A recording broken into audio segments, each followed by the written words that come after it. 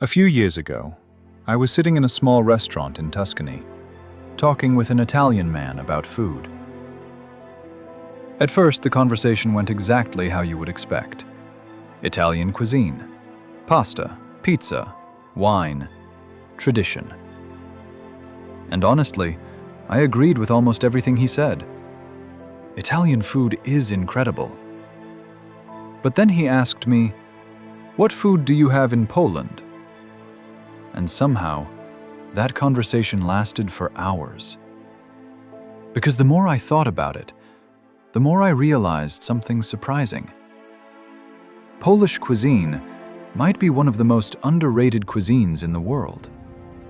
Not the most famous, not the most elegant, not the most photogenic, but incredibly real, comforting, rich, and unforgettable.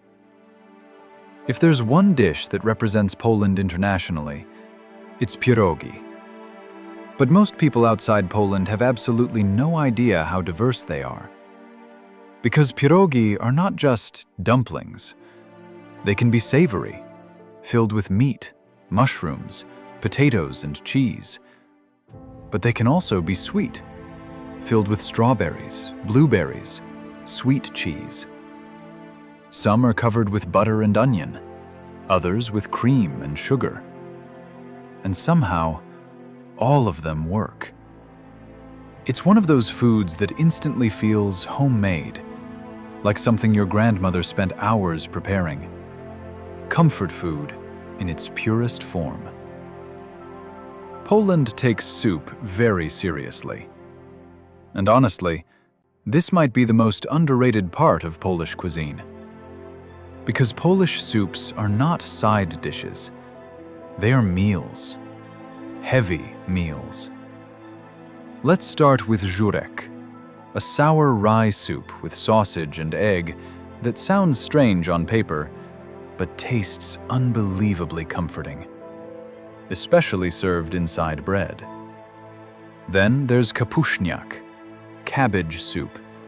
Simple in theory, but when made properly, especially with pierogi on the side, it becomes pure survival food for cold weather. And then, legendary military pea soup, grochówka wojskowa. In Poland, people joke that the spoon must stand upright. And honestly, that's not far from reality. It's thick, heavy, filling. The kind of food that could probably fuel a tank division. Then there's bigos, probably the most Polish dish imaginable. Hunter's stew. Sauerkraut, fresh cabbage, different meats, sausage, spices. Cooked for hours, sometimes days. And somehow, it tastes even better the next day, or the day after that. Bigos isn't elegant food. It's chaotic, but in the best possible way. Every family makes it differently, and every Polish person believes their family version is the correct one. Now let's talk about schabowy, the king of Polish Sunday dinners. A breaded pork cutlet, usually served with potatoes and mizeria. And yes, it may sound simple, but Polish cuisine has a special talent, taking simple ingredients and turning them into something deeply satisfying.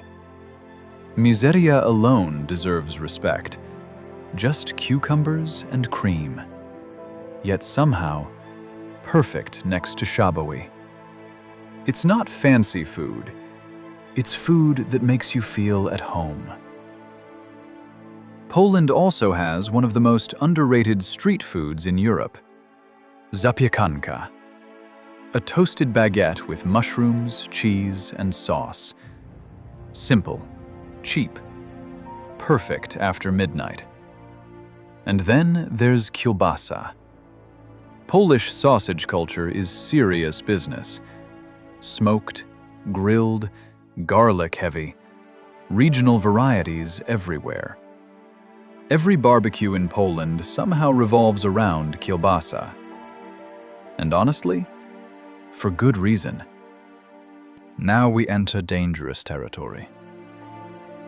Because some Polish dishes confuse foreigners immediately. Flaczki, tripe soup. Even many Poles admit you either love it or hate it. Then herring, śledź, in cream, in oil, with onion, with apple, with vinegar. Poland somehow found dozens of ways to prepare one fish, and somehow, people genuinely love all of them. Then gołąbki, cabbage rolls stuffed with meat and rice. Another perfect example of Polish cuisine. Simple ingredients, maximum comfort. And finally, desserts.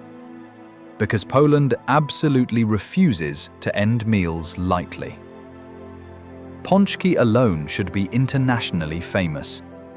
Soft, massive, filled with jam or cream.